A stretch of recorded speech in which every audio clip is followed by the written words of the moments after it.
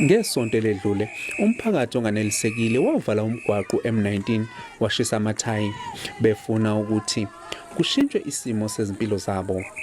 Umphakathi lapha uthi uzizwa ushiwe ngaphandle, unxusa umasipala ukuthi usukumele izinkinga zabo. Ngonyaka odlule kwaba nombhikisho lapha umphakathi wacekela phansi impahla wathatha nezinto ezitolo kule ndawo. Kwavalwa umgwaqo omkhulu uN2 kanye noM19 kwaphazamiseka ukusebenza kwalemzila. Izikhalazo ezivezwa umphakathi ukungasebenzi kwezindlu zangasese kanye nokungafakwa kukagesi ezindlini ezashiswa umlilo. Ekuqaleni kweviki imeya uMxolisi Khawunda waphoqeleka ukuthi ahambele kule ndawo ukuzonqanda ukubhebhetheka kombhikisho.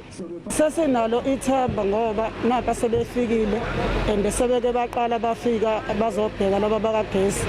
So ngoba ke useshiwe bakumele ukuthi kuyaqala ngoMonday sesibonga khona lokho.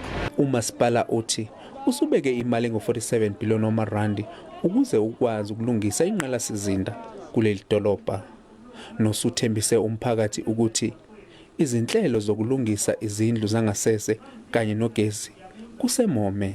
Siphinde sashaya nomgomo kwamasipala ukuthi udaba njengalolu la sibona izigameko ziningi kubantu beshelwa izindlu, kufanele ipolisi yethu ikwazi ukuthi inikeze igunya kubaphathi bakwagesi ukuthi besheshe ngokukhulu ukuphuthuma bebuyisele ugesi kubantu bakithi. Blonde Khadebe, SABC News, eThekwini.